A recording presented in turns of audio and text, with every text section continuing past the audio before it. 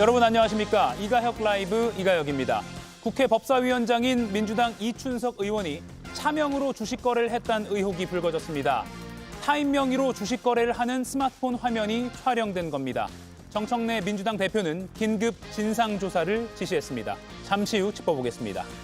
내일 오전 10시 김건희 씨가 특검에 소환됩니다. 피의자 신분입니다. 포토라인에 설 가능성도 있습니다. 혐의들을 모아보면 사실상 국정농단을 한 수준이라는 평가도 나오는데 역시 잠시 후 짚어보겠습니다. 오늘 더 인터뷰에선 박범계 의원을 인터뷰합니다. 그럼 오늘 함께할 네 분의 해설위원 소개해드리고 백다혜 앵커의 브리핑으로 시작합니다.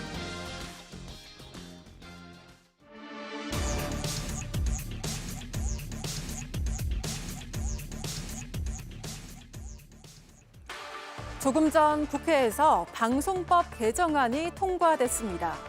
방송법 통과 지연을 위해서 필리버스터를 선택했던 국민의힘 첫 번째 주자는 신동욱 의원이었습니다. 국민들이 정말 걱정을 많이 하고 계십니다. 여러분 관세 협상 저거 잘 됐습니까? 여러분 말만 나오면 윤석열, 계엄 지겹습니다. 이제 그만하세요. 예, 그래도 나가시는 분보다 이렇게 대응을 해주셔서 정말로 감사합니다. 앵커 출신 신동욱 의원 무려 7시간 반 동안 반대 토론을 하면서 이소영 민주당 의원과 설전을 벌이기도 했는데요.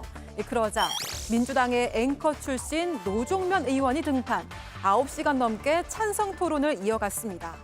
노종면 의원을 바라보는 이진숙 방통위원장의 모습이 포착되면서 눈길을 끌기도 했죠. 새로운 당대표가 취임한 직후부터 쟁점 법안 처리에 속도를 내는 민주당.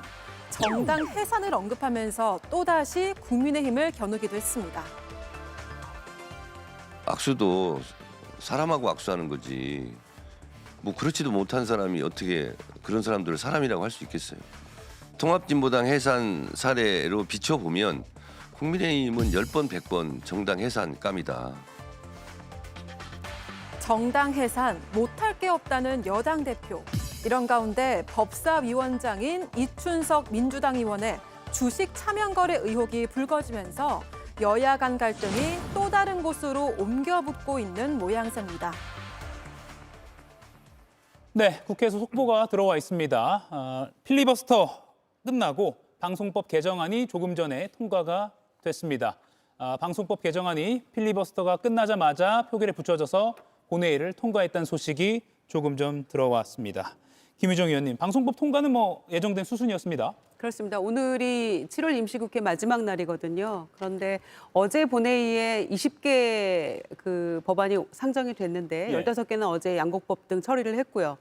5개가 남았는데 이제 그중에서 방송법이 어제부터 상정이 돼서 이제 필리버스터가 시작이 됐기 때문에 오늘 처리하고 나머지는 시간이 지금 안 되잖아요. 네. 국민의힘에서는 나머지 4개 법안에 대해서도 전부 다 필리버스터를 하겠다고 하니까 물리적 시간이 모자라서 아무래도 8월 임시국회는 곧바로 내일 시작이 됩니다만 본회의에서 이걸 처리를 해야 되니까 8월 21일부터 24일까지 아마 나머지 방송법 3법 중에 나머지 2개, 노란봉투법, 상법 개정안 등에 대해서는 8월 임시국회에서 마무리가 될 것 같습니다. 그래서 예견됐던 수순이긴 합니다만 그 의미 없는 필리버스터 때문에 사실상 어제 한꺼번에 다 처리 못한 건 조금 유감이고요.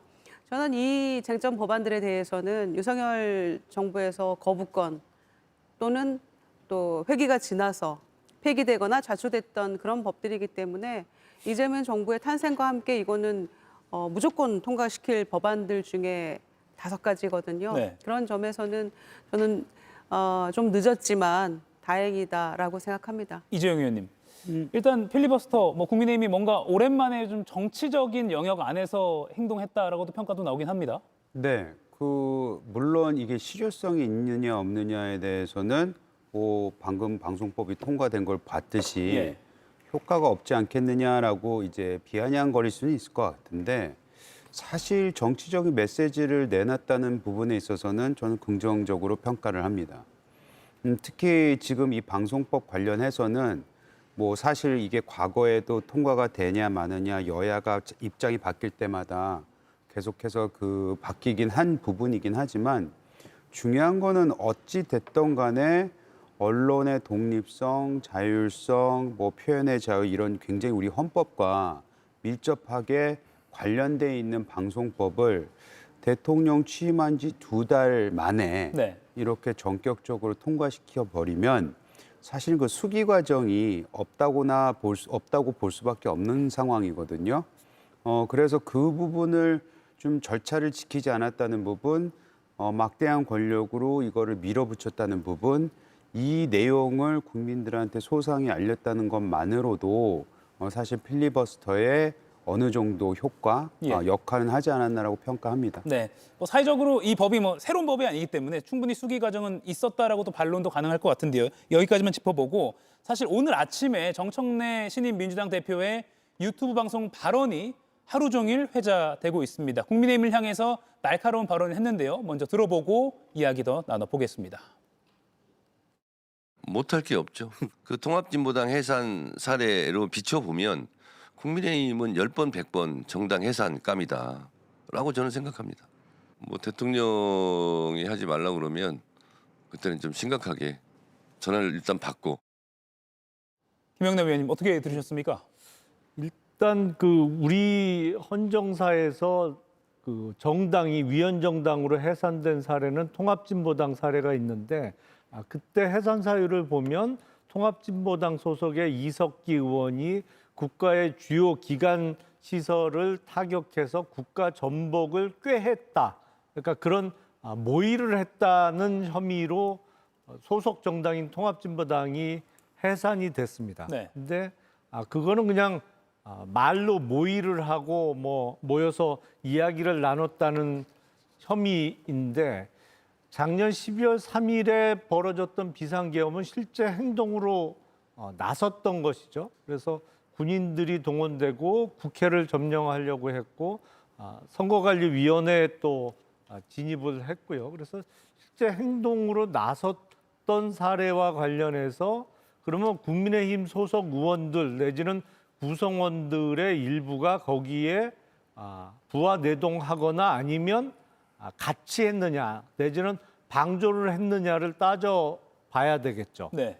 근데 뭐 앞으로 수사 결과가 나와야 되겠습니다만 통합진보당의 해산 사례에 비춰보면 충분히 위헌정당으로 한번 헌법재판소의 판단을 받아봐야 될 필요가 있지 않나라는 생각을 합니다. 네, 충분히 헌재 판단을 받아볼 만한 사안이다. 지난 12월 3일 이후에 국민의힘 상황을 지켜보면 정광재 의원님.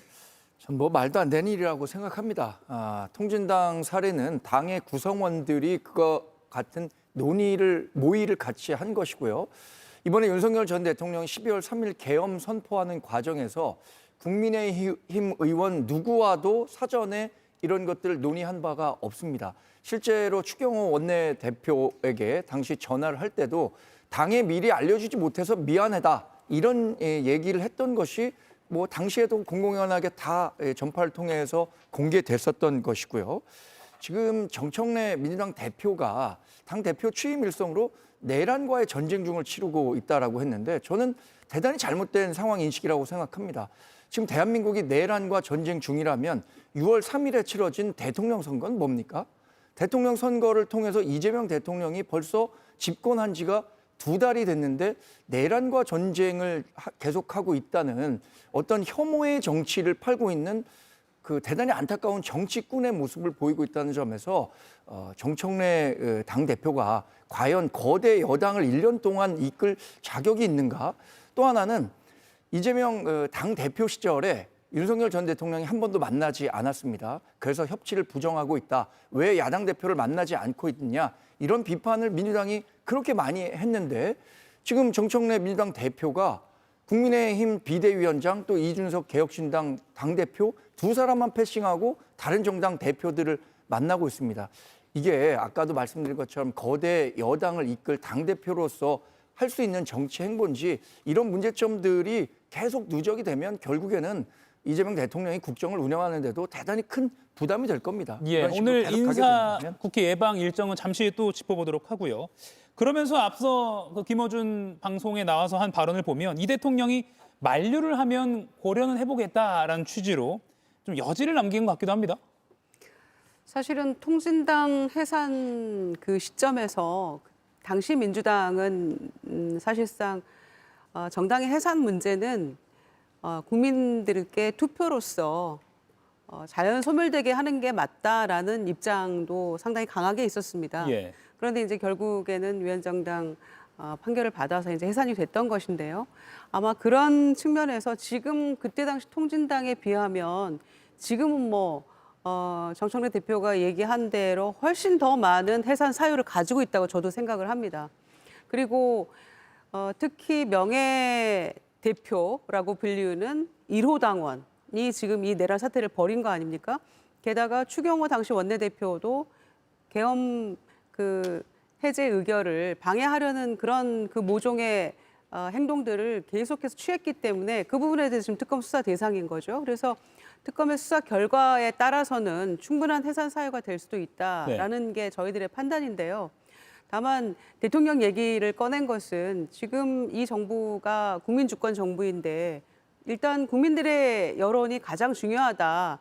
그걸 항상 강조했던 이재명 대통령에 대해서도 아마 그 국민 여론이 가장 중요한 거 아니냐라는 이야기인 것 같습니다. 예. 그런 맥락에서 대통령이 하지 말라면 생각해 보겠다, 안 할 수도 있다 이렇게 얘기를 했는데 일단 해산 사유는 분명히 될 수 있다라고 판단하고 특검 수사 결과를 보겠다. 다만 국민 여론도 제일 1순위로 중요한 문제이기 때문에 그 부분은 여론을 잘 살펴서 판단하겠다라는 취지라고 저는 생각했습니다. 대통령의 만류라는 식의 표현했지만 이건 결국 국민들의 여론이나 판단이 필요하다라는 취지로 해석된다라고 말씀하셨는데 어떻게 보십니까? 만약 그렇다면은 할 수가 없는 거죠. 예. 잊지 않았으면 좋겠는 게 대선에서 이재명 대통령은 50%를 못 넘겼습니다. 국민의 상당수가 과반 정도가 그때 이재명 대통령을 지지하지 않았어요. 그것은 앞으로 나아가는 데 있어서도 국민을 하나로 다 봐야 되지 반쪽을 잃고 가라, 반쪽을 배제하라는 뜻이 아니거든요. 그런 의미에서는 이재명 대통령이 출범 초기에 소통, 그다음에 탕평, 이런 여러 가지 인사라든지 이런 내용의 발언을 했을 때는 그걸 긍정적으로 받아들였고 그것 때문에 지금의 어찌 보면 이재명 대통령의 높은 그 지지율이 나오는 건데 정청래 대표가 되자마자 보여줬던 모습은 굉장히 강성이고 반대를 하고 막대한 힘으로 억누르려고 하는 것 같아서 과연 그것이 대통령실과 어느 정도 교감이 있는 건지 예. 혹시 자기 정치를 하는 건 아닌 건지 오히려 그런 의심이 좀 드네요. 김웅남 의원님, 대통령실과 교감 있었을 수도 있다. 어떻게 보십니까? 아니 그 가능성은 없어 보이고요. 예. 근데 약간 이야기가 시청자 여러분들의 오해의 소지가 있을 것 같아서 부연 설명을 해드리면 네네. 어떤 정당을 위원장당으로 해산하는 거는 다른 정당에서 어떤 개입의 여지는 없습니다. 그러니까 유일하게 대한민국의 법률상 대리인인 법무부 장관이 정부를 대표해서 헌법재판소에 위원정당 해산 심판 청구를 할 수 있는 것이고요. 그래서 헌법재판소에서 사법적인 심사의 결과로 이 정당의 조직과 운영이 민주적 기본 질서에 위배된다. 그러니까 우리나라 헌법의 틀에 맞지 않는 정당이다라고 판단하면 헌법재판관들의 결정에 의해서 해산되는 거기 때문에 그건 대통령이 결정할 수 있는 일도 아니고 의석이 아무리 많아도 여당이 어떤 해산 심판을 청구할 수 있는 것도 아니기 때문에 정청래 대표의 저런 발언은 아마 해산을 청구할 수 있도록 여론 형성을 해 나가겠다 정도로 이해하시면 될 것 같습니다. 예, 오늘 정청래 대표가 오전부터 상당히 분주했습니다. 국회 예방 다시 한번 정리한 거를 좀 보여드리겠습니다. 보면 국회의장을 시작으로 조국혁신당, 진보당 그리고 국무총리를 접견하고요. 또 사회민주당, 오후 2시에는 기본소득당까지 인사를 했는데 국민의힘과 개혁신당은 만나지 않았습니다. 정광재 의원님. 네. 이 같은 뭐 내란 동조 세력이라고 한다면 개혁신당 이준석 대표는 왜 안 만났을까요? 이준석 대표는 계엄 과정에서 이 계엄 해제하기 위해서 국회 열심히 들어가려고 했었던 거고 계엄에 명백하게 반대했고 탄핵에 대해서도 찬성했던 분이잖아요.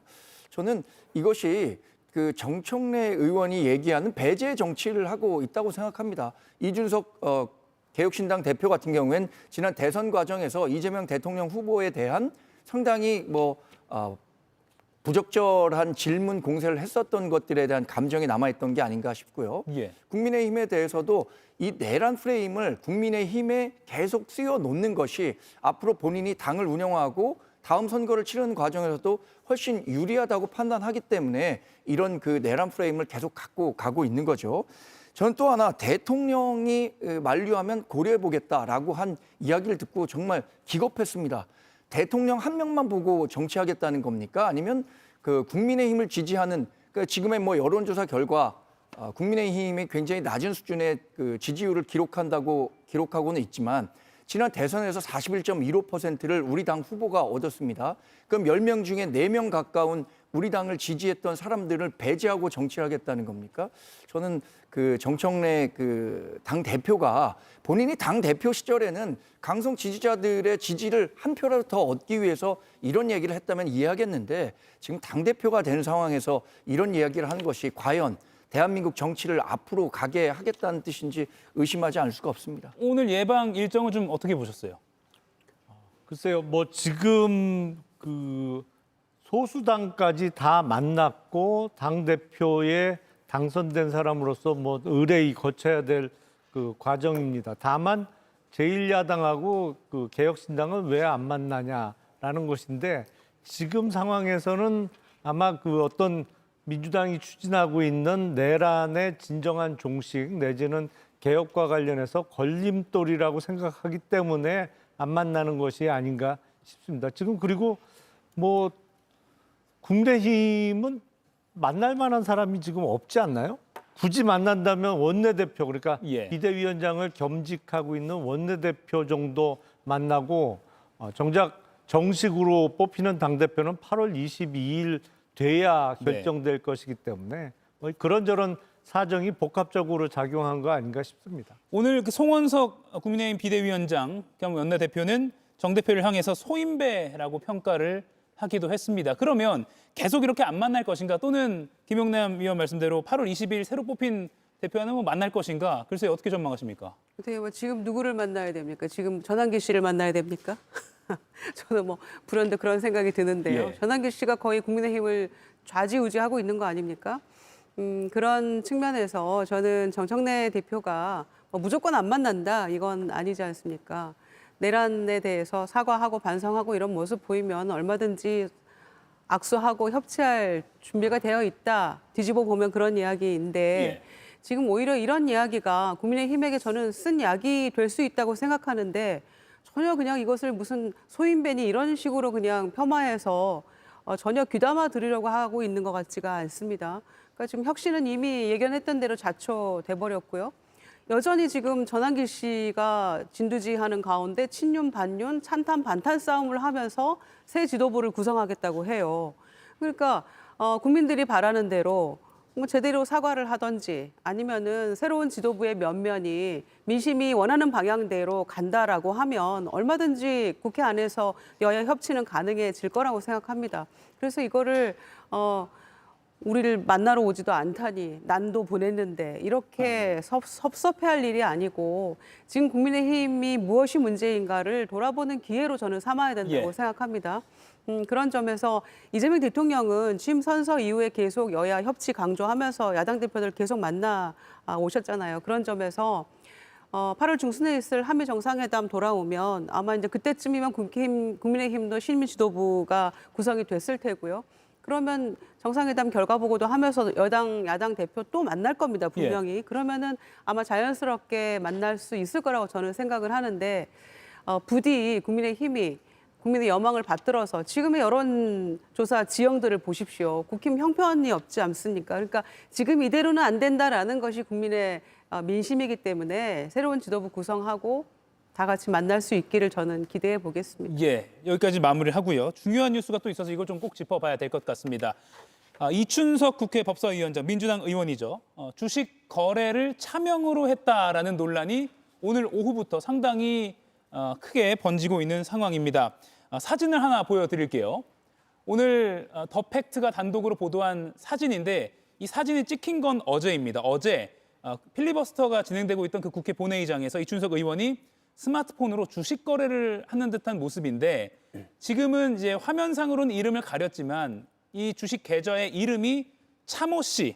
그런데 차모 씨가 이춘석 의원의 보좌관으로 확인된 겁니다. 김영남 의원님. 네.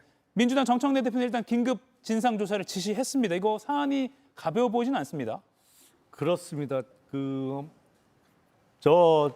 이춘석 의원의 보좌관이 해명을 내놨습니다만 그 해명이 상식적으로 받아들여지기는 조금 어려워 보여요. 그러니까 이춘석 의원의 보좌관은 이춘석 의원이 보좌관의 핸드폰을 자기 핸드폰으로 들고 본회의장에 들어가서 열어본 것이다. 그래서 그 핸드폰 자체가 보좌관의 핸드폰이다라는 주장을 해서 이춘석 의원이 차명으로 주식 거래를 한 거는 아니다라는 취지의 해명을 내놨는데 예. 요새 그 핸드폰은 사실 그 사람의 신체의 일부하고 같거든요. 딱 잡으면 이 그립감이 틀리잖아요. 그래서 저 해명은 마치 허벅지를 긁었는데 내 허벅지인 줄 알고 남의 허벅지를 긁었다는 해명 비슷해서 저런 얘기는 차라리 안 하는 게 낫겠다라는 생각이 좀 들어요. 예. 그리고 지금 보면 우리가 3천만 원 이상의 주식을 보유하고 있으면 심사를 받아야 됩니다. 국회의원들은. 그래서 그 업무 관련성이 인정되면 백지 신탁을 하고 이제 결국에는 다 팔아야 되는 상황인데 그래서 혹시라도 차명으로 주식 거래를 한 것이 아니냐라는 의혹을 받고 있는 것이고 예. 그 화면에 잡힌 종목을 보니까 하필 이른바 지금 정부에서 추진하고 있는 소버린 AI 관련주 그리고 스테이블 코인 관련주로 보이는 주식들이에요. 종목들이. 뭐 테크 업체 뭐 이런 예, 곳들이죠. 그래서 저게 정말로 의혹처럼 차명 거래로 밝혀진다면 파장은 크게 일어날 것 같습니다. 예, 정강재 의원님. 예. 그 이춘석 의원이 맡고 있는 법사위원장이라는 자리가 굉장히 중요한 자리입니다. 사실 국회에서 국회의장과 국회 부의장 두 분 계시지만 국회 부의장보다도 훨씬 더 중요한 역할을 법사위에서 할 겁니다. 모든 상임위원회에서 만드는 법안에 대한 체계 자구 심사권을 갖고 있기 때문이죠. 그래서 지난번에 원 구성할 때도 우리 당이 법사위원장만큼은 이 국회의장을 민주당이 하고 있으니 우리 당이 맡아야 한다라고 했음에도 부득불 정청래 위원장이 맡은 이후에 다시 이춘석 의원이 갖고 가게 됐는데 지금 받고 있는 의혹은 정말로 가벼운 의혹이 아닙니다. 차명 계좌는 금융실명제를 위반하는 현행법 위반 사항이고요. 본인이 얘기하는 것처럼 다른 보좌진의 그 핸드폰을 갖고 와서 자신이 거래를 했다? 그렇게 한다면 또 횡령죄에 해당하는 범죄가 되는 거예요. 그런데 어느 것 하나 지금 이춘석 위원장 측에서 내놓고 있는 해명이 진실과 부합하다고 보기는 어렵습니다. 예. 어떻게 다른 사람의 핸드폰을 갖고 가서 주식 거래를 할 수 있겠습니까? 주식 거래 해보신 분들 다 아실 거예요. 주식 거래를 하려면 비밀번호, 굉장히 복잡한 비밀번호가 있고 또는 바이오 정보라고 해서 본인의 지문을 인식해야 그때서야 주식 거래가 가능한데 예. 지금 내놓은 해명에 대해서 국민들이 과연 설득력을 가질 수 있을까요? 네. 지금 내놓는 그 해명은 지금 당장의 순간만 모면하면 된다라는 그런 심정에서 나오는 변명에 불과할 뿐이라고 생각하고요. 지금 정청래 그 대표가 이와 관련해서 윤리위 그 감사를 하라 그랬잖아요. 네. 윤리 감사는 사실 어떤 그 강제권이 없을지도 모릅니다. 주진우 우리 당 소속 의원인데 형사적으로 고발한다고 했으니까 그 형사 고발 사항과 관련해서도 잘 대응을 해야 할 겁니다. 예, 이춘석 의원이 페이스북에 올린 그 보도 관련 입장을 잠시 소개해드리면 국회 본회의장에서 주식 화면을 열어본 부분에 대해서는 변명의 여지가 없습니다. 무리를 일으킨 점 진심으로 사과드립니다라고 했고요. 다만 타인 명의로 주식 계좌를 개설해서 차명 거래한 사실은 결코 없으며 향후 당의 진상조사 등에 성실히 임하겠습니다라고 했습니다. 그러니까 두 단계로 나눴는데요. 신성한 국회에서 회의 중에 주식을 들여다본 것은 죄송하다. 다만 이게 차명 거래는 아니었다라는 취지로 이렇게 나눠서 해명을 했고요. 그리고 조금 전에 이춘석 의원이 본회의장에서 나오면서 취재진들을 만나서 질문에 답변을 한 게 있습니다. 조금 전 상황인데요. 따끈따끈한 영상이 들어와 있습니다. 바로 보고 이야기 더 나눠보겠습니다. SNS에 올린 그 정보입니다. 조사하면 밝혀질 수가 있어요. 핸드폰이 보좌관 핸드폰. 보좌관 핸드폰 사용하신 이유를 좀 말씀해 주세요. 잠시만 하시면 조사하면 밝혀지니까. 사명 거래는 아니라는 거죠? 네. 당에 소명을 하셨을 때 보좌관 폰이 맞다는 말씀이신 거죠? 어제 수학산 홍보폰. 그 경위를 간단히만 한번 설명해 주세요. 나중에 가르칠게요. 네, 김유정 의원님. 이거 정청래 대표의 민주당이 출범한 지 닷새도 안 됐는데 악재가 터졌습니다.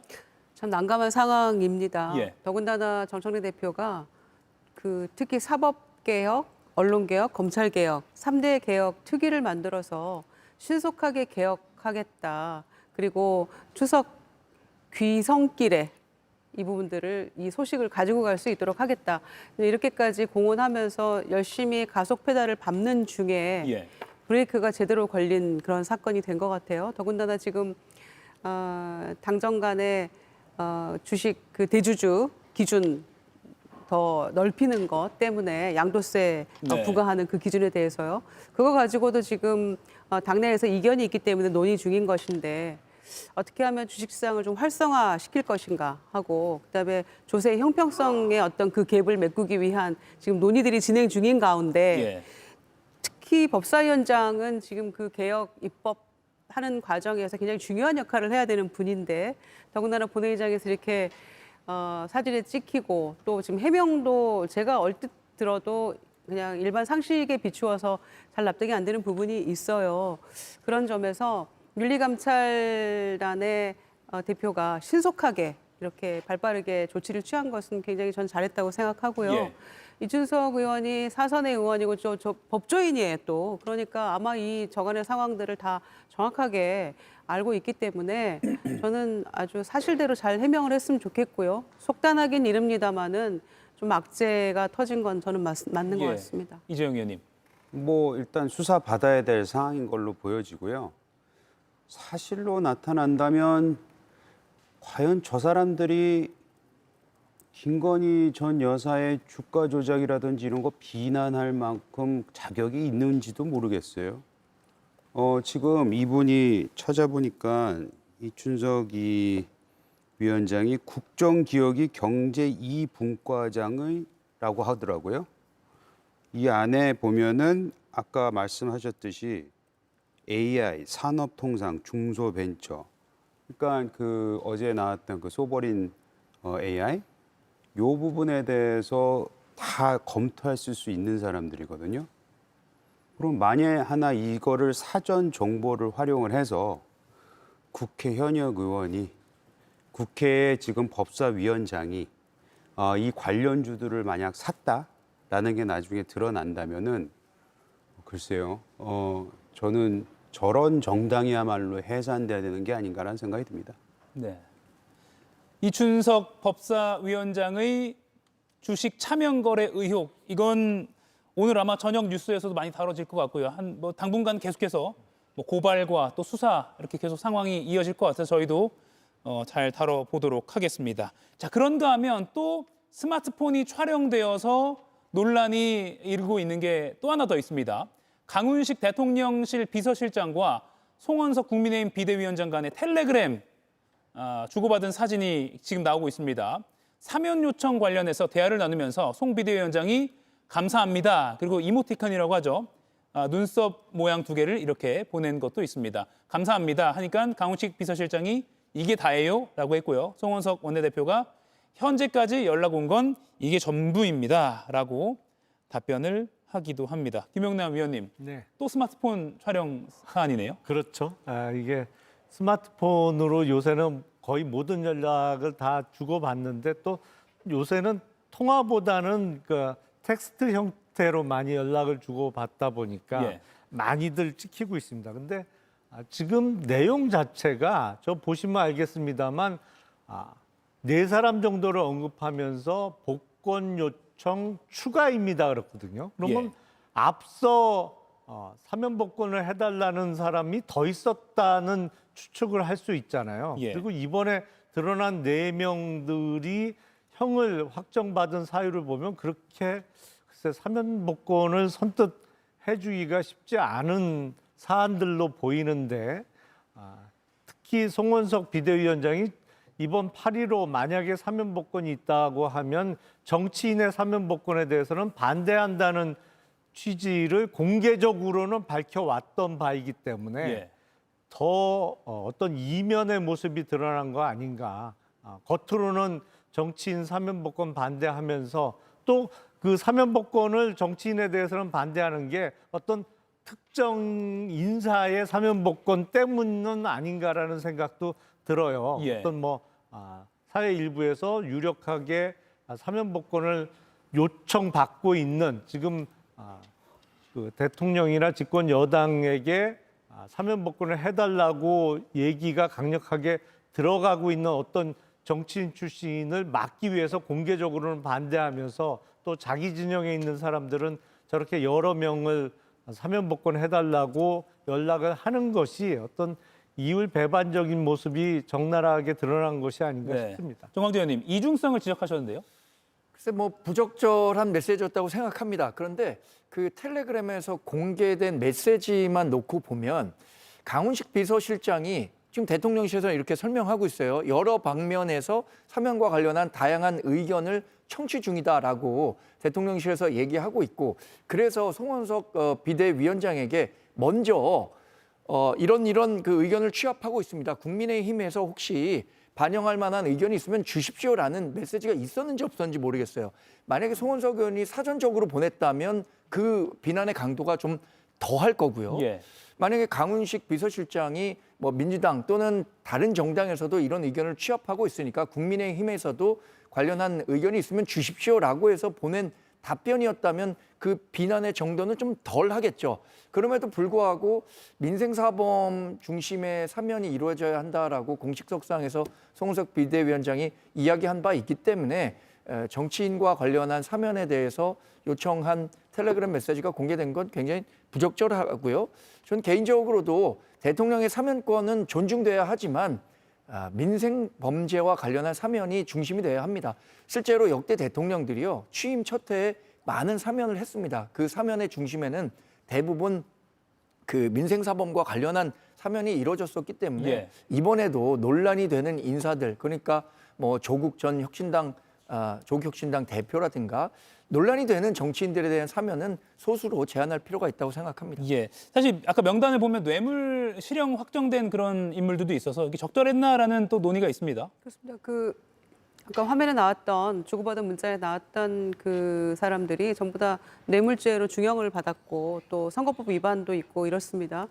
그래서 누가 먼저 물어봤냐 이거는 사실상 중요하지는 않은 것 같아요. 왜냐하면은 본인의 소신이라면 그 여태까지 해왔던 굉장히 강력한 비판성 발언이 소신이라면 저희는 없습니다라고 했어야지 저는 옳다고 생각해요. 실제로 이를테면 대통령실에서 먼저 물었다 할지라도. 그런데 무슨 국민 통합에 완전히 위배되는 것이다. 사법 시스템에 대한 정면 도전이다. 이렇게까지 특정 정치인 사면 얘기에 대해서 강력 비판했던 분이 바로 송원석 비대위원장인데 아무렇지도 않게 저렇게 상당히 중한 죄를 저질렀고 죄질도 나쁘지 않습니까? 그런데 그 사람들 정치인 쫙 나열해놓고 웃는 이모티콘도 보내고 이렇게 하는 것은 스스로 너무 이율 배반적인 모습이라서 이것이야말로 그러니까 이런 모습 때문에 실망하게 되는 거죠. 그랬더니 당 차원은 아니다 이러는데 지금 당대표와 원내대표 사실 겸하고 있는 유일한 1인자가 지금 송원석 비대위원장인데 당 차원이 아니라고 얘기한다고 그게 고지고대로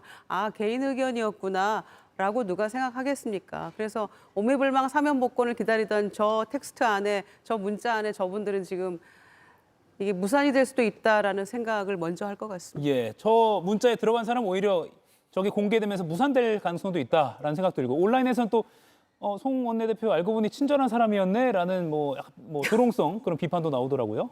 근데 강훈식도 굉장히 친절한 거 아닌가요?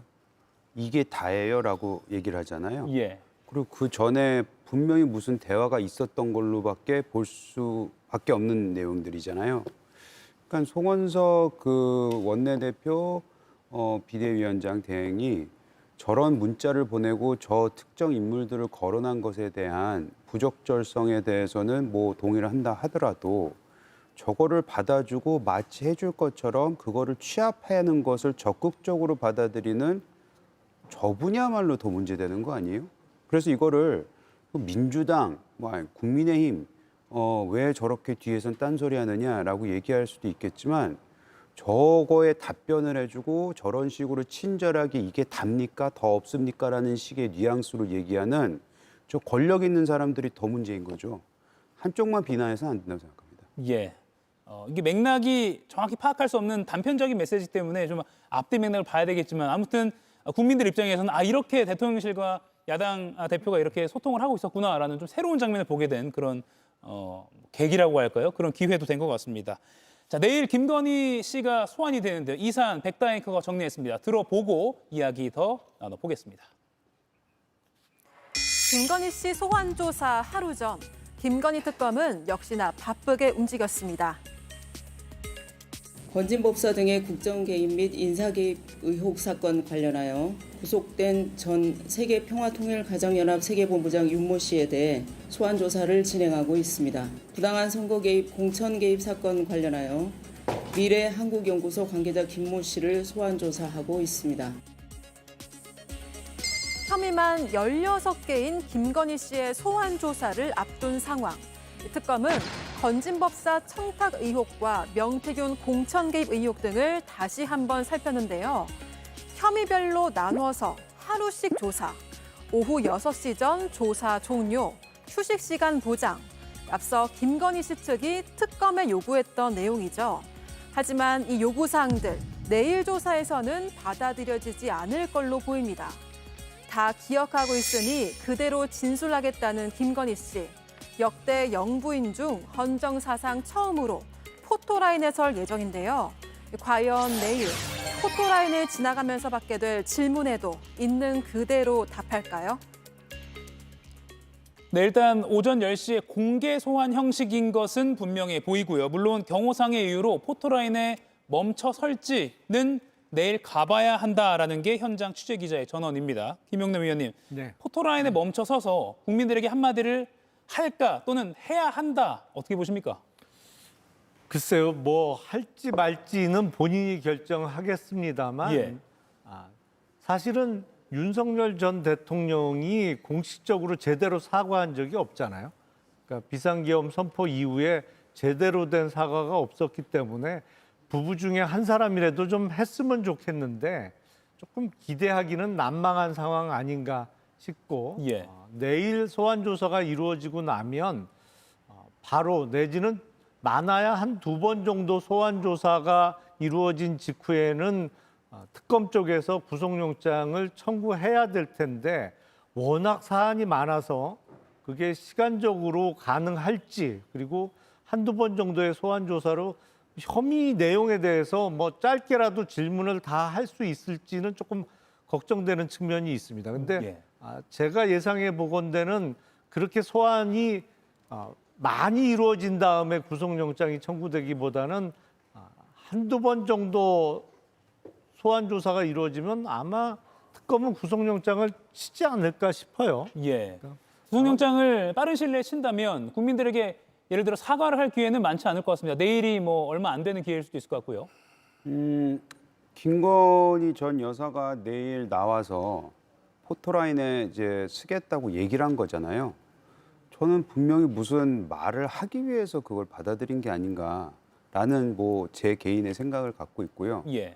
거기서 뭐 수사와 관련해서 뭐 여러 가지 길게 얘기할 것 같지는 않고 아마 방금 말씀하셨던 뭐 사과라는 단어가 나오지 않을까.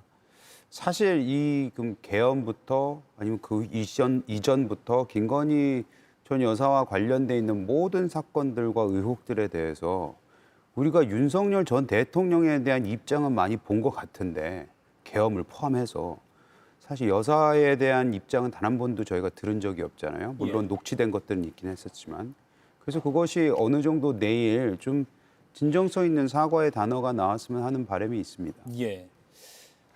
윤 전 대통령은 뭐 많은 분들이 아시다시피 구치소 버티기를 하고 있는데 김건희 씨 측은 일단은 뭐 특검 조사 기억나는 대로 모두 진술할 거다라면서 순순히 조사에 응하는 모양새이긴 합니다. 뭐 어떤 전략적인 판단일까요? 뭐 기억나는 대로 다 진술하겠다라는 것도 뭐 좋습니다만은 그거 말고 저는 사실대로 진술을 해야 된다고 생각합니다. 그 목걸이 하나 가지고도 해명이 계속 바뀌면서 결국 모조품이다 이런 얘기하고 있는데 국민을 더 이상 기만하려고 하지 말고 사실대로 진술하는 게 우선 필요하다라고 생각하고요. 특히 혐의 자체가 16개 플러스 알파 아닙니까? 언뜻 떠올려도 집사 게이트도 있는 거 아닙니까? 예. 그래서 이제 곧 귀국을 하네 안 하네 이러고 있는 거죠. 그 집사가. 그런 마당인데 역대급 영부인 아니었습니까? 이렇게 피의자 신분으로 국민 앞에 섰을 때 지금 다 기억나는 대로 진술하겠다. 판단은 특검 몫이다. 이렇게 얘기하는 게 어떤 진정한 사과와 반성에 기반한 그런 이야기가 아니고요. 제가 보기에는 어떻게든 구속은 피해보겠다라는 것처럼 보여요. 예. 그런 전술이라면 잊어주시라. 그리고 사실대로 정확하게 얘기하고 이미 진술한, 이미 수사 대상이 됐던 사람들이 진술한 내용도 있기 때문에 그걸 바탕으로 해서 저는 금방 진위는 드러난다고 생각합니다. 그래서 내일 특검이 아마 밤늦게까지 수사를 할 텐데 저는 곧바로 구속영장을 청구해야 된다고 생각합니다. 예. 사실 그 기억나는 대로 진술하겠다라고 하는 말은 어폐가 있습니다. 왜냐하면 사람의 기억은 왜곡되기 때문이죠. 어떻게 왜곡되냐면 본인에게 유리하게 왜곡됩니다. 그래서 똑같은 사안을 기억하고 있는 것도 그때 당시에 가해자와 피해자가 기억하고 있는 것이 다르게 되고 대부분 법정에서는 피해자의 진술에 더 신뢰성이 있다고 생각하는 건데 저는 김건희 여사가 내일 개인적인 그 바람이라면 어떤 식으로든 대국민 메시지를 냈으면 좋겠습니다. 사실 윤석열 전 대통령이 국정 운영을 하는 과정에서 굉장히 큰 부담이 됐었던 게 김건희 여사의 국정 개입 또는 김건희 여사를 둘러싼 개인적 스캔들이었거든요. 근데 그와 관련해서는 김건희 여사가 한 번도 국민을 상대로 이야기한 적이 없습니다. 반대로 윤석열 전 대통령은 본인 처와 관련해서 부적절한 처신에 대해서 여러 가지 송구한 마음을 전하기도 했었죠. 이 논란의 당사자인 본인이 나오면서 어떤 이야기를 하는 결과에 따라서 아마 국민들이 생각하는 그 특검에 대한 인식이라든가 김건희 여사가 어느 정도의 죄값을 치러야 하는 것인가 이 문제도 좀 달라질 것이라고 보기 때문에 예. 어떤 식으로든 본인과 관련한 논란에 대해서 국민께 사과하는 모습을 보이는 것이 지금으로서는 최선의 방법이지 않을까 그런 생각을 가져봅니다. 예. 내일 오전에 어떤 모습으로 출석할지 또 언제까지 수사가 이어질지 그리고 내일 귀가 후에 언제 얼만큼 더 많이 소환이 될지 그리고 영장 청구는 한다면 어느 시점에 할지 등등 앞으로 계속 잘 지켜봐야 할 것 같습니다. 자, 이런 가운데 홍준표 전 대구시장이 페이스북에 이런 글을 올렸습니다. 김건희 특검 수사 국민에게 큰 충격을 줄 것이다. 상상 초월 국정농단 사태라고 하면서 국정농단이라고 굉장히 확장하는 그런 뉘앙스를 풍겼는데요. 김유정 의원님. 네. 일단 뭐 16개 혐의 플러스 알파를 모아보면 국정농단 수준이다라는 말은 뭐 몇 번 나오긴 했지만 홍 시장의 이런 페이스북 메시지 어떻게 보십니까? 우선은 검사 출신이기 때문에 예. 지금 이런 혐의들을 봤을 때 대략 뭐 짐작할 만한 거라고 본인이 판단하고 있는 것 같고요. 특히 지금 우크라 전쟁을 미끼로 해서 주가 조작한 거 이게 이제 삼부토건 주가 조작 아닙니까? 예. 그런데 그것과 관련해서는 이미 삼부토건의 회장 대표가 다 구속 상태예요. 그런데 거기에서 전혀 자유롭지 않은 김건희 씨가 구속이 안 될 수 있다고 누가 장담할 수 있겠습니까? 그러니까 이거는 그냥 국가 전체에 걸쳐서 뭔가 그 혐의들이 다 곳곳에 포진해 있는 것이고 또 그것의 연장선상에서 드러날 수 있는 여러 가지 숨은 의혹들이 또 드러날 수 있다라는 이야기인 것 같고요. 그런 점에서 이것이야말로 뭐 최순실 국정농단 사태 때와는 비교도 할 수 없는 국정농단을 대통령 부인이 그 온갖 의혹과 혐의들을 가지고 있다는 측면에서는 개탄할 만한 일이죠. 그런 점에서는 뭐 상상을 초월한 국정농단 사태다라고 규정하는 게 조금 더 저는 틀림없는 이야기라고 생각합니다. 네. 정광재 의원님, 예. 그걸 어떻게 보셨습니까? 국정농단. 글쎄 그 김건희 여사가 비화폰을 지급받았다고 하잖아요. 예. 전임 뭐 대통령 여사분들이 비화폰을 지급받았다는 사실에 대해서는 제가 안 바가 없기 때문에 어쩌면 처음으로 그 비화폰을 지급받은 분이 아닐까 싶은데 그거를 유추해 볼 때 비화폰을 받았다는 것이 뭘까요? 공적인 자리에 있지 않지만 본인의 영향력을 다른 사람에게 행사하려고 했었던 게 아닌가라는 합리적 의심이 가능하다고 봅니다. 그리고 뭐 대통령 취임 과정에서도 취임식에 윤석열 전 대통령이 취임식에 초청한 사람보다 김건희 여사 측에서 초대한 사람이 더 많았다는 걸 보면 김건희 여사와 관련한 여러 의혹들이 제기되는 것도 일견 당연해 보입니다. 근데 홍준표 전 대구시장이 저렇게 자꾸 얘기할수록 사실 국민의힘도 굉장히 좀 곤궁한 처지에 갈 수밖에 없는데 지금 홍 전 시장은 국민의힘 잘 못 되라고 고사를 지내고 계신 게 아닌가라는 생각이 들 정도로 예. 보수 진영 전체에 대해서 조금 이렇게 비판 강도를 높이고 있는 것 같아서 그런 부분은 좀 아쉽습니다. 예. 그러니까 오늘 예. 프로그램 시작하면서 정청래 민주당 대표의 국민의힘 뭐 해산 관련한 뉴스를 들었잖아요. 근데 제가 보기엔 정청래 대표만큼 또는 그 이상으로 국민의힘의 해산 해체에 진심인 사람이 홍준표 전 시장 같아요. 그러니까 국민의힘이 완전히 해산되거나 해체되는 상황을 본인의 어떤 정치적 재기의 기회로 삼고자 하는 의도가 있기 때문에 뭐 진심은 느껴진다 이렇게 생각됩니다. 그렇군요. 국정농단이라는 용어가 무슨 뭐 비유적 표현이 아니라 지금 이 상황을 전직 검사로서 지켜보니까 이건 진짜 국정농단 수준이다라고 진짜로 표현한 거다라고 김영남 의원이 분석했습니다. 자, 그런가 하면 김건희 특검팀이 윤석열 전 대통령에 대한 체포영장 집행과 관련해서는 일단 물리력도 행사를 불사하겠다라고 했는데 그게 오늘일 수도 있겠다라는 많은 언론의 관측이 있었지만 오늘 오전에 밝힌 바에 따르면 오늘과 내일 중으로는 윤 전 대통령 강제 영장 집행 계획은 없다고 일단 밝힌 상황입니다.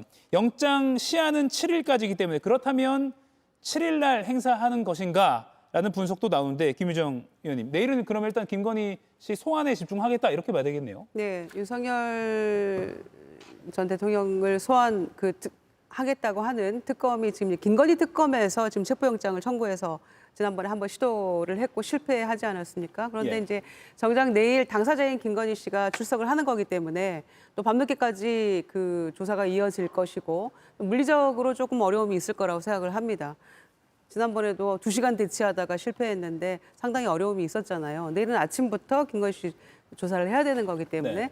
그래서 저는 정성호 법무장관도 이번에는 물리력 동원하든지 어떻게 해서든지 잘 해야 된다라는 지시를 내린 바도 있기 때문에 네. 내일 지나고 저는 7일 정도에 다시 한번 영장 집행 시도를 하지 않을까. 그래서 이번에는 좀 틀림없이 해야 될 것 같습니다. 지난번에 공수처에서도 왜 꼭 그 윤석열 씨에 대한 체포영장 집행은 한 번에 이게 해결이 안 되는 것인지 그때 당시에도 두 번째에 하지 않았습니까? 그래서 이번에도 조금 제대로 집행을 해서 반드시 내란 그 김건희 특검에서 뭐 진술 거부권을 행사하든지 말든지 예. 그것은 특검의 몫이기 때문에 저는 데리고 가서 반드시 조사해야 된다고 생각합니다. 이건 법조인 출신인 김영남 의원님께 잠깐 여쭤볼게요. 예. 윤 전 대통령 측이 변호인 선임서를 제출했다는 게 특검에 오늘 내일 집행 안 하는 어떤 설명 중에 하나였거든요. 그렇다면 변호사가 강제 집행하지 말고 이런 날짜로 한번 조율해 봅시다라고 그렇게 계속 끌고 간다면 강제 집행은 계속 안 할 수도 있는 겁니까? 아니죠. 그거는 그 앞뒤가 안 맞는 거죠. 이미 소환에 계속 불응을 했어요. 그래서 법 집행에 협조할 생각이 없는 게 명백해졌기 때문에 예. 법원에서도 체포영장을 발부한 것이고 그 영장의 의미는 물리력을 행사해도 괜찮다는 명령장 내지는 허가장의 의미입니다. 예. 그러니까 체포영장이 발부된 피의자를 상대로 어떤 물리력을 써서 강제로 끌고 나오는 것은 법에 의해서 허용되는 그 조치예요. 그렇기 때문에 뭐 그거를 하지 말고 논의해 보자 이런 변호사 얘기를 들어줄 필요는 별로 없어 보입니다. 네, 그럼 조율의 어떤 범위는 이미 넘어섰다 예, 예. 이렇게 봐야 되겠군요. 어제 JTBC가 단독 보도한 내용 중에 많은 시청자분들과 국민들이 충격을 받을 만한 소식이 있었습니다. 용산 집무실에 윤 전 대통령의 비밀 사우나 의혹에 이어서 대형 침대가 관저가 아니라 집무실에 설치가 되어 있었다라는 의혹인데요. 정부 고위 관계자 발로 취재가 됐습니다. 이건 김유정 의원님과 이재영 의원님 두 분께 여쭙겠습니다. 일단 관저라면 글쎄요 이해가 될 만한 부분도 있을 텐데 집무실에 그것도 뭐 어떤 뭐 야전 침대 격에 이런 것도 아니고 특수 제작한 것으로 보이는 큰 침대가 있었다. 저는 뭐 관저라도 사우나 이런 것들 잘 이해는 안 됩니다만 굳이 청와대에 한 발짝도 들여놓지 않겠다라고 하면서 국민과의 소통을 부르짖으며 용산으로 옮겨가 놓고는 이게 지금 집무실입니까? 숙박업소입니까? 사우나에 무슨 매트리스까지 다 장착을 해놓고 또 해외 순방 다닐 때는 그걸 또 싣고 다녔다는 거잖아요. 그러니까 우리가 소위 얘기하는 간이 침대도 아니고 공식적으로 아주 커다란 매트리스였다고 하기 때문에 저는 도무지 대통령으로서 이게 할 수 있는 일이었나. 더군다나 사우나 시설 관련해서는 경호처에서 공사 대금을 현금으로 주겠다고 하면서 가격을 깎으려고 하고 또 다른 데서 공사를 하고 그 자금의 출처도 굉장히 의심스러운 바가 있는 거 아닙니까? 예. 그래서 저는 이 매트리스도 마찬가지라고 생각합니다. 그래서 도대체 왜 용산으로 옮겼는가? 이 자금의 출처들은 다 무엇인가? 무엇 때문에 이렇게까지 했는가에 대한 것들을 진상을 좀 낱낱이 조사할 필요가 있고 갈수록 태산이라는 생각이 듭니다. 예, 이재영 의원님. 용산 이전부터 이건 검토를 해봐야 될 사안이다라고까지 김유정 의원은 분석을 했습니다. 저는 만약 윤석열 전 대통령이요 일 잘하고 국민한테 사랑받았으면 사우나를 만들던 특수 제작한 특대형 침대를 만들었건 용서하고 넘어갔을 거라고 생각해요. 그리고 집무실에 침대 있는 거 많이 봤습니다. 그렇기 때문에 이거 가지고 지금 우리가 너무나도 그 윤석열 전 대통령이 뭘 해도 위훈 사람이 되어 있기 때문에 이게 좀 매우 부적절해 보이긴 하고 뭐 자금 출처라든지 이것이 뭐 법률상 가능하냐 이거에 대해서 뭐 따져볼 일이긴 하지만 아마 제대로 했다면 뭐 국민들이 이런 것 정도는 그래 쉬면서 해야지 열심히 했는데 라는 평가할 수도 있었다고 생각합니다. 예, 이게 우스갯소리처럼 들릴 수도 있지만 소위 국민들이 일이라 잘했으면 피곤하니까라고도 볼 수가 있을 것 같긴 한데 또 결과론 쪽이지만 이렇게 어떻게 보면 실패한 국정 지도자였기 때문에 더욱더 이런 세세한 것까지도 비판을 받는 것 같습니다. 오늘 네 분과 또 숨가쁘게 많은 사안을 나눠봤는데 저희가 뭐 순직해병 특검이 윤석열, 이종섭, 조태용 그 비아폰을 확보해서 통화 내역까지 확보했다 이런 소식도 들어왔고요. 중요한 내용들이 많이 있습니다. 이 내용들은 또 저희가 다음 시간에 다뤄보도록 하겠습니다. 네 분과는 여기서 인사드리겠습니다. 고맙습니다.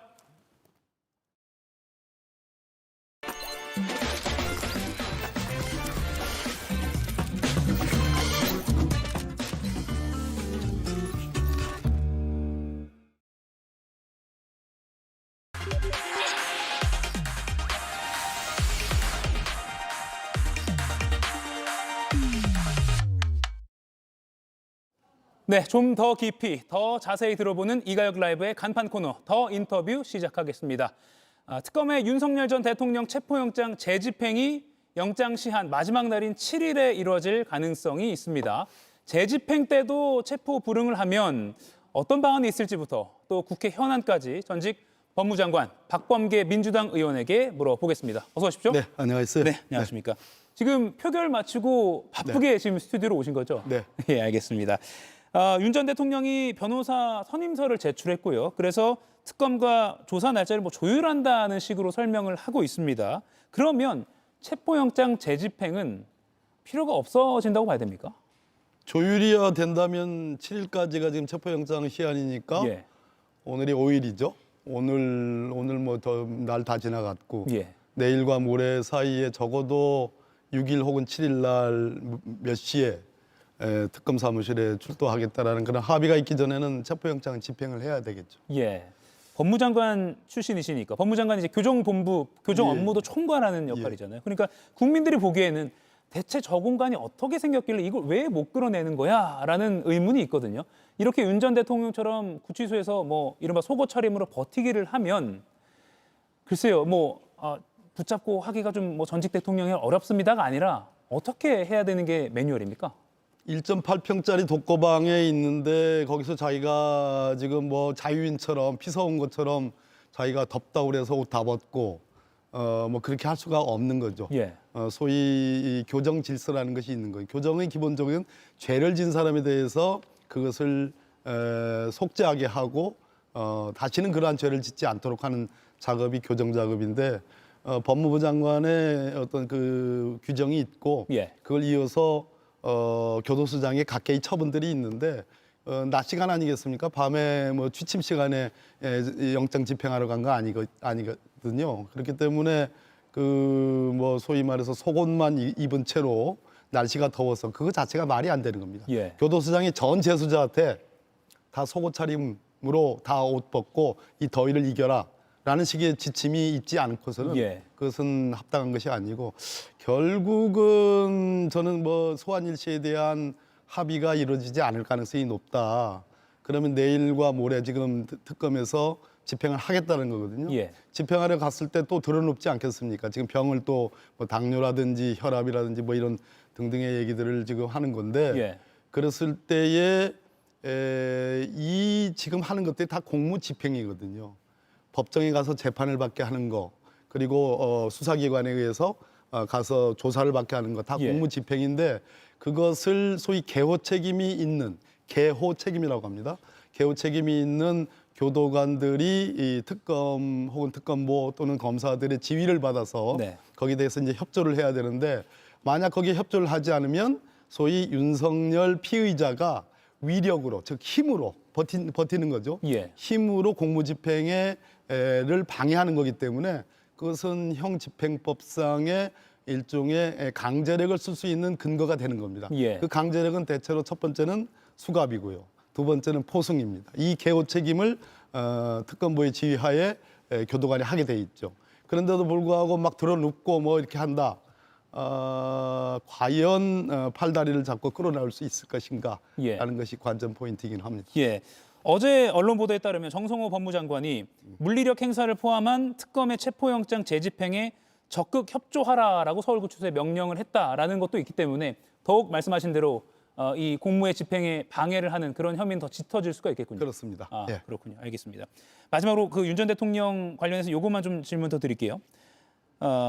이게 속옷 차림으로 버티는 게 뭐 법기술적으로 계산된 행동이다라는 그런 분석도 나오거든요. 어떻게 보세요? 계산된 행동이죠. 아. 최초에 구속영장이 발부돼 가지고 지금 나오지 않아야 될 일을 지기현 부장이 소위 말해서 이제 검찰총장이 그 즉시항고하지 않음으로써 지금 예. 거리를 활보했지 않습니까? 그리고 나서 새로 특검에 의해서 구속영장이 이제 청구가 됐고 발부가 됐잖아요. 증거인멸의 염려가 크다. 해서 이제 서울구치소로 다시 들어갔는데 사실은 그때부터 예견된 일이었습니다. 변호인들을 서너 명을 하루에 만나면서 이걸 어떻게 대처할 거냐. 대체로 윤석열 피의자, 피고인 두 개의 지위가 다 있죠. 재판받는 건 피고인이고 특검 수사를 받는 건 피의자란 말입니다. 근데 지금 재판받는 것은 내란, 수계, 예. 기권남용 이런 것들이 있는 거고 지금 그 외에도 지금 특검에서 3대 특검에 다 대상이 되고 있는 거 아니겠어요? 예. 그랬을 때 이 형기가 도대체 얼마냐? 얼마 동안 교도소에 머무냐? 극형이 있을 수도 있는 거고 내란이라는 것은 어마어마한 범죄잖아요. 예. 그러니까 끝까지 가는 범죄입니다, 이거는. 그래서 이것을 자백한다거나 소위 이 공권력의 윤석열 입장에서는 그것을 인정하게 되면 자기가 소위 무한대의 형량을 받을 수 있는 가능성이 이 사람이 알고 있는 사람이거든요.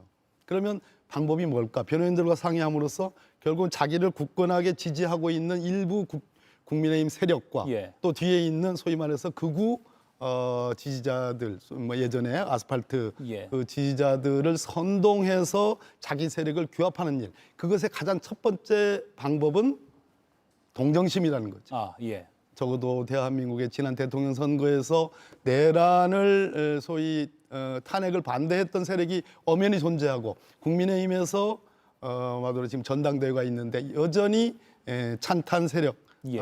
아니죠 반탄 세력이 여전한 것으로 보여지는 장면이 있지 않습니까? 예. 그랬을 때 윤석열이 구사할 수 있는 것은 동정심인데 바로 그런 측면에서 특검에서 체포영장의 집행을 윤석열도 머리를 쓰니까 거꾸로 특검 입장에서도 머리를 아주 현명하게 써야 되는 그런 생각이 듭니다. 언제까지 이렇게 버티기를 할 수 있을지도 좀 지켜봐야 될 것 같습니다.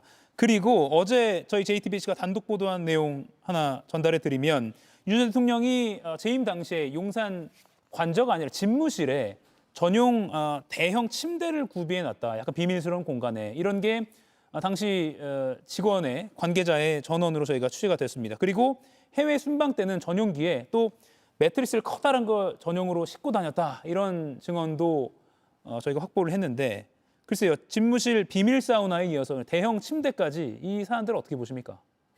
윤석열 답죠. 이가혁 기자님. 공직이라는 것은 그 공직 자체가 갖고 있는 경건함, 긴장감이라는 게 있는 겁니다. 공직의 최고 수위가 최고 수준이 대통령직이라는 겁니다. 예. 그래서 5년 동안 그 치열한 대통령 선거를 치른 거죠.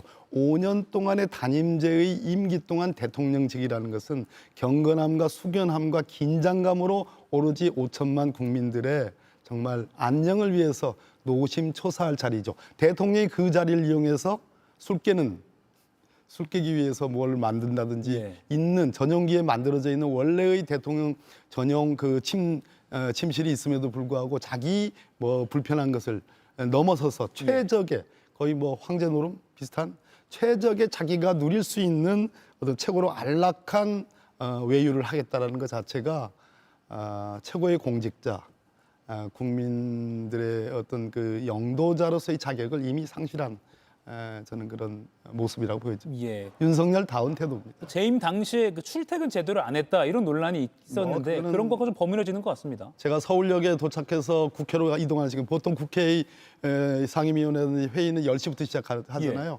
9시 반 40분쯤 이렇게 용산 쪽 그 근처에 지나가는데 그때 갑자기 차가 막힙니다.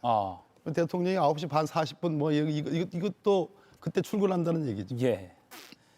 김건희 씨 얘기를 좀 해보겠습니다. 예, 그렇죠. 내일 소환되는데요. 공개 소환은 확실시되고 있고 포토라인에 설 것인지 또는 카메라 앞에서 입장을 밝힐 것인지는 내일 가봐야 한다. 이게 지금 현장 취재 기자의 전언입니다. 일단은 내일 직접 입장을 밝히리라 보시는지 이건 예단의 영역입니다만 또는 밝혀야 한다고 보십니까? 세 가지 태도가 있을 수 있는데 완전히 윤석열과 같은 법 집행, 법 질서를 근본적으로 부정하는 태도 이쪽으로는 가지 않을 겁니다. 동정심에 기초할 겁니다. 윤석열의 죄는 말 그대로 극형에 처할 수 있는 중한형이 선고되는 아까 그런 범죄이기 때문에 윤석열은 지금 타협하지 않는 그리고 오히려 자기 절대 지지자들에 대해서 선동하는 쪽으로 가고 있고 김건희는 똑같은 동정 여론을 호소하는데 어쩌면은 상당히 동정심을 유발할 수 있는 그런 입장 그래서 포토라인에 쓰고 수사 잘 받겠다 할 가능성이 있다고 봅니다. 오히려 윤 전 대통령에 비해서는 그 처벌 연성적인 대응을 할 가능성이 있다고 봐요. 수위가 낮기 때문에 그렇군요. 지금 16가지 플러스 알파 혐의다라고 해서 계속 늘어나고 있습니다. 그중에 도이치모터스 주가 조작이나 명품 가방 수수 또는 공천 개입 의혹 많은데 내일 특검이 아마 지금 다 질문지를 만들어 놓고 계산을 다 해놨을 텐데 어떤 것부터 빨리 좀 규명을 해야 된다고 보십니까? 한 번의 소환으로 끝나지는 않을 거예요. 예. 김건희 쪽에서도 짧은 시간에 여러 차례 걸쳐서 제의를 했다고 그러는데 그렇게 받아들이지는 않을 것이고 특검 입장에서는 가능한 한 많은 얘기를 물으려고 하겠지만 적어도 워낙 혐의가 많아요. 그중에서 지금 하나 터진 게 있지 않습니까? JTBC 단독 보도였던 제가 아주 흥미롭게 봤는데요. 그 권성동 의원과 관련된 큰 거 한 장을 대통령 선거 기간 윤석열 후보를 위해서 큰 거 한 장을 서포트했다. 대통령 선거에서 큰 거 한 장, 어느 정도일까요? 일단 1억 수수로 저희가 그렇게 취재가 되고 있죠. 보도를 하셨죠. 그래서 저는 과연 그걸 가지고 그냥 큰 거 한 장이라고 할 수 있을 것인가. 이 다이어리, 소위 통일교의 2인자라고 할 수 있는 윤영호 전 세계본부장의 이 다이어리 비망록이 있다는 건데 그거는 제가 이런 생각이 듭니다. 과거 안종범 수석이라고 생각하십니까? 안종범 수첩. 수첩. 박근혜 소위 유죄의 결정적인 증거물이 됐던. 그래서 예. 이걸 보면서 이것이 통일교에 연결되고 건진법사에 연결되고 그라프 소위 6천만 원짜리 목걸이와 연결되고 그 이전에 나토 첫 번째 해외 순방 때 김건희가 차고 갔던 뭐 외우기도 어려워요. 반클리프 앤 아펠이라는 그 어마어마한 고가의 이 두 개의 목걸이와 관련된 드디어 윤핵관의 핵심 중의 핵심인 권성동 의원이 등장했다. 전 이 부분이 양평 고속도로 건과 관련 함께 예. 가장 주목해야 될 특검, 김건희 특검에 가장 주목할 대목이다. 예. 이런 생각이 들어요. 언급하신 김에 그 부분 조금 더 여쭤보면 그래픽 좀 같이 띄워주시죠. 2022년 1월 5일이라고 날짜까지 정확하게 나오고 있고요. 그리고 여의도의 뭐 중식당 여기는 가로로 저희가 표현을 해놨지만 그 이름도 정확히 나와 있고요. 그리고 큰 거 한 장이라고 서포트, 뭐 지원이라는 뜻을 해석할 수 있겠죠. 이 정도라면 날짜와 장소까지 정확하게 나와 있고 또 다른 보도에 따르면 그 1억 돈다발 사진도 뭐 확보가 됐다라고 한다면 특검은 지금 굉장히 이 사안에 대해서 자신 있을 것 같습니다. 이미 그 윤모 그 통일교 전 세계본부장의 영장이 발부됐잖아요. 예. 구속영장이 발부됐다는 것은 범죄 사실에 대한 소명이 이루어졌다. 예. 그리고 도주 및 증거인멸의 우려가 있다. 그런 측면에서 지금 JTBC가 뭐 유능한 매체입니다만 어찌됐든 물적 증거가 확보가 된 거잖아요. 예. 그런 측면에서 이 수사는 상당한 정도로 쾌도남마의 수사를 보여줄 거고 여기서 머무르지는 않을 것이다 예. 하는 생각이 듭니다. 그리고 또 김건희 씨가 사용했던 비화폰 관련해서도 보도가 많이 나오고 있습니다. 그중에 접근 등급이라는 게 나눠져 있는데 A등급, A그룹인 비화폰을 썼다, 김건희 씨가. 이건 대통령 부속실장이나 경호처장 수준이다라고 하는데 그렇다면 글쎄요, 뭐 국정농단이라고까지 표현을 할 만한 수준으로 더 혐의가 더 많을 수 있다라고 보십니까? 부속실장, 경호청장 뭐 어떻겠으면 홍준표 전 시장이 그런 표현을 썼겠습니까? 박근혜 국정농단을 능가하는. 저는 이 비서실장, 경호처장 수준이 아니고 이 장면 최근에 제가 봤던 그 유튜브 동영상인데 언젠가 해외 순방을 해서 두 내외가 귀국할 때 네. 윤석열 대통령이 먼저 자기 환영을 나온 참모들하고 쭉 악수를 하고 자기가 돌아서서 그 옆에 서고 예. 거기에 김건희 씨가 쭉 역시 마찬가지로 악수를 하면서 돌아오면서 윤석열 대통령과 악수하는 장면 기억나십니까? 예, 저도 본 것 같습니다. 그 장면이 그냥 저게 해프닝이 아니고 그냥 개그를 하려고 하는 것이 아니고 이것이야말로 등급의 차이를 보여주는 거 아닌가. 윤석열과 김건희의 계급의 차이를 보여주는 거 아닌가. 아니면 실세의 차이, 세력의 있고 없음의 차이 아닌가. 누가 진짜 국정 운영을 하다시피 한 건가라는 그런 측면에서 지금 안 깨진 부분이 인사농단 이런 부분, 이 부분에 대해서 과연 특검이 기간이 있었는지 모르겠습니다만 새로운 특검을 해야 되는지도 모릅니다. 예, 이른바 V1보다 높은 V0가 실제일 수 있다라고 보시는 거군요. 저수지가 그냥 저수지가 아닌 거죠. 물의 시초가 그 저수지를 파다 보면 그 안에 든 고기들이 얼마나 많겠습니까? 예, 알겠습니다. 이 부분 좀 짚어보겠습니다. 이제 이재명 정권에 대한 이야기를 좀 해볼게요. 뭐 인사 관련해서 좀 잡음이 있었다라고 평가가 나오고 있습니다. 예를 들어서 최동석 인사혁신처장 막말 논란도 그렇고 최근에는 공직기강 비서관이 과거 변호사 시절에 버닝썬 관련자를 변호했다. 이 이력이 또 논란이 되고 있습니다. 이 부분은 정권에 좀 부담이 될 수 있다고 보십니까?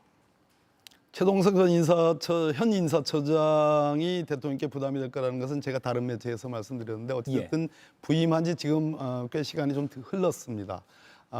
종전의 태도, 그중에서 종전의 태도들을 이렇게 편가르게 하고 거기서 막말을 자기 마음에 안 들면 막말을 하는 그러한 태도가 이재명 대통령께서 인사혁신처장으로 임명을 한 이후 국무회의에서 재해 재난과 관련된 토론에서 소위 말해서 유명해져서 죄송하다는 표현이라든지 그 재해 재난과 관련해서 공무원들 인사행정의 탑이거든요.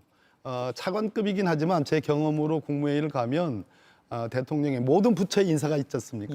그것을 리뷰, 소위 다시 돌이켜보고 그에 대한 평가를 내서 대통령께 보고를 하고 다른 국무위원들이 꽤 긴장돼서 듣는 그런 시간들을 갖는 자리거든요.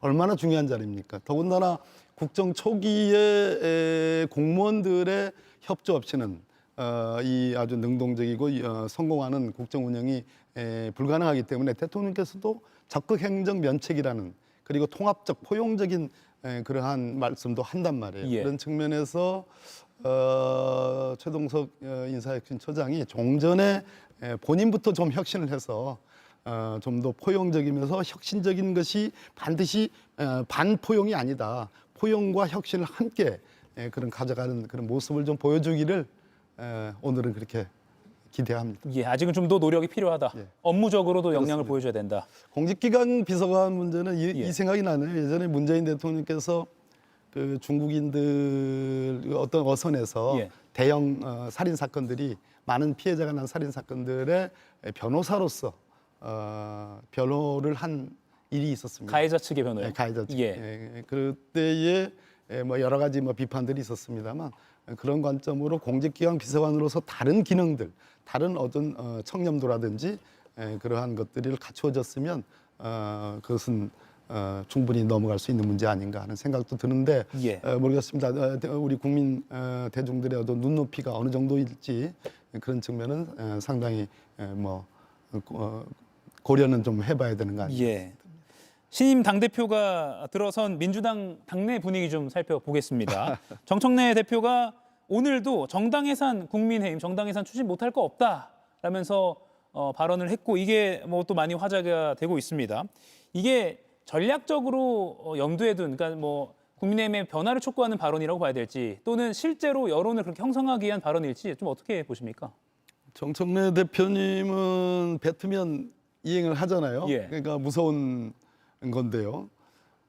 결국 이 문제입니다. 내란 특검의 결과가 과연 윤석열이라는 사람이 지난 12월 3일에 느닷없는 비상계엄이 김용현 당시 국방부 장관 하나 믿고 또 별 4개짜리 각 4개 사령관들의 어떤 그 신임을 하나만 믿고 그 군사력을 동원해서 심지어 외환죄의 지금 무인기를 동원해서 북한의 어떤 그 도발을 유도하는 그러한 의혹까지 있는데 과연 그랬을까? 국민의힘의 지지 내지는 어느 정도의 핵심들의 양해 없이 과연 이게 가능했을까 하는 의문이 있는 거죠. 예. 그런 측면에서 추경호 그 당시 원내대표라든지 또 나경원 의원들 또 그 뒤에 지금 관저에 숨어서 체포 집행이 불가능할 때 어려울 때 그 40몇 명의 그 국민의힘 의원들이 갔던 그 업무하러 갔던 일들 그리고 언행들 이랬을 때 과연 내란 특검이 어느 정도까지 이 부분에 대한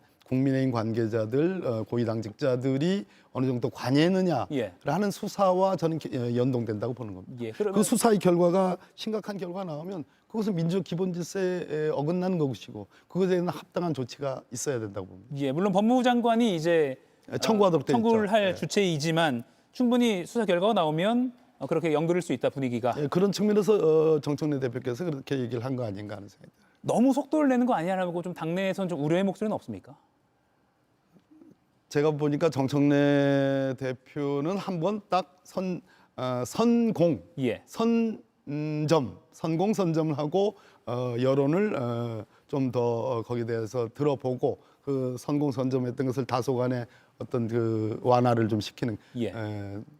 거꾸로 일종의 탑다운 방식 뭐 그런 쪽을 선호하는 것 같습니다. 그런 네. 측면에서는 조금씩 그 변화의 어떤 그 과정들은 겪지 않을까 생각합니다.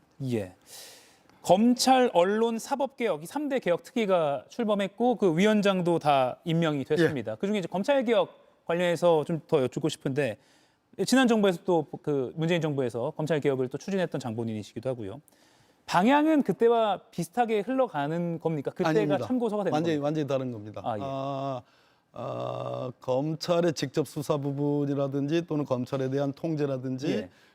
뭐 이런 것도 검경 수사권의 어떤 분리, 조정 이런 부분이 문재인 정부에서의 검찰 개혁의 어떤 그 목표였다면 예. 근본적으로 이재명 정부에서의 검찰 개혁은 시민 통제에 주안점을 두고 있다. 즉 검찰청을 폐지하고 공소청화하고 중대범죄수사청을 만들고 중요한 거는 소위 국가수사위원회 안에 국가수사심의위원회라는 소위 시민 통제 방식의 법안이 지금 나와 있어요. 네. 그것이 어느 정도까지 완성된 형태로 갈는지는 모르겠습니다만 시민 통제의 방식은 우리나라에서 처음으로 시도되는 거고 굉장히 의미 있다고 저는 생각을 합니다. 예. 그래서 훨씬 뭐 수사심의위원회 아시잖아요. 네. 대검에 두어가지고 뭐 지난번에도 이재용 삼성전자 회장이라든지 외부 또는, 전문가가. 예, 외부 전문가들이 모여가지고 하는데 검찰하고 항상 엇박자가 나죠. 예. 예, 그런 측면에서 이것을 제도화하는 거니까 의미가 있다고 보고 법원 개혁도 대법관 수를 늘리는 것이 더 나가서 예. 시민 통제라는 관점에서 놓고 보면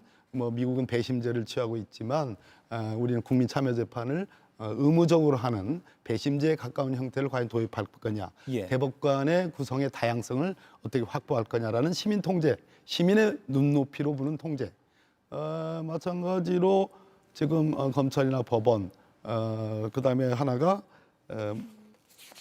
검찰법 언론이요? 언론 개혁도 오늘 이제 드디어 방송법, 예. KBS법입니다. 이제 다음에는 MBC법, MBC. 방문진법이고 그다음에 이제 EBS법 교육방송. 이렇게 되는데요. 오늘 결국은 핵심은 예. 한 명의 양심이 없는 사람도 있는데 예. 양심 있는 예를 들어서 뭐 보도본부장이라든지 뭐 앵커라든지 그 얘기를 어제 신동욱 의원이 많이 얘기합니다. 예. 그러나 한 명, 두 명보다는 적어도 시민 참여의 위원회를 통해서 다수의 집단 지성을 하는 것이 훨씬 민주적이다라는 우리 믿음으로 예. 통과를 시킨 거거든요. 알겠습니다. 예, 그래서 시민 통제, 통제. 시민 참여가 키워드라고 보고 국민들이 이걸 지켜보면 그렇습니다. 되겠군요. 그렇습니다. 알겠습니다. 지금까지 민주당 박검계 의원과 함께했습니다. 바쁘신데 나와주셔서 예, 고맙습니다. 반갑습니다. 엄마 아빠는 바쁘니까 언니는 까먹으니까 나는 따다로우니까 드디어 모두의 비타민C 뭐야? 왜 맛있어? 네이처메이드 비타민C 구미. 위로가 필요한 너에게, 너와 나의 일상 속에 내가 너에게 줄 수 있는 건 마음에 와닿는 위로라는 걸. 당신을 위한 고주파, 당신을 위로합니다. 볼륨업. 최신 연구를 통해 개발된 센소다인 리페어 앤 프로텍트는 민감성 치아 깊숙이 침투해 틈새를 효과적으로 채우고 보호해주죠. 센소다인 리페어 앤 프로텍트만의 차이를 경험해보세요. 센소다인. 언제나 꿈을 꾸는 애 너지 뭐든지 할 수 있는 애 너지 내일이 기대되는 애 너지 그래 너지 함께 가요 좋은 내일 SOE. 제가 오늘 고른 한 컷, 2022년 나토 순방 당시 김건희 씨의 사진입니다. 정품이라면 6천만 원이 넘는다는 이 목걸이는 이제 특검 수사 대상이 됐습니다. 목걸이의 진실은 곧 규명될 테죠. 국민들이 분노하는 이유 중 하나는 이걸 겁니다. 국민 세금으로 전용기 타고 해외에 간 대통령 부인 김건희 씨는 대체 어떤 마음가짐으로 저 자리에 앉아 있었던 것인가? 굳이 이 이듬해 또 다른 순방 때 명품숍 쇼핑 장면이 해외 언론에 포착된 그 사건까지 언급할 필요는 없을 것 같습니다. 김 씨의 목걸이만큼이나 논란이 되고 있는 윤 전 대통령 집무실 비밀 사우나, 그리고 어제 JTBC가 단독 보도한 집무실 초대형 침대 의혹도 마찬가지입니다. 대체 어떤 마음가짐으로 직을 수행했길래 관저도 아닌 집무실에 비밀 사우나와 초대형 침대를 뒀을까? 경무에 시달리는 대통령이 좀 쉴 수도 있지라는 반론이 전혀 먹히지 않는 건 그간 윤 전 대통령이 보여준 여러 모습이 겹친 탓일까?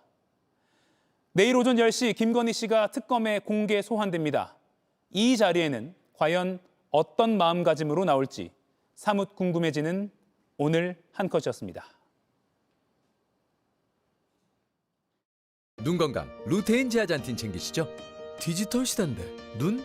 피로는요? 눈 건강 루테인 제아잔틴과 눈 피로를 위한 아스타잔틴을 한 알에 고려온단으로 한 번에 챙기세요. 고려온단 루테인 제아잔틴 아스타잔틴. 엄마 늘 말했어. 먹는 건 푸짐해야지. 그래서 손 큰 진 비빔면. 아낌없는 재료로 맛은 벅차고 양은 그득해. 오뚜기 진 비빔면. 오뚜기. 매력있다. 일상에 지쳐있다면 다우니 화이트 머스크로 힐링하세요.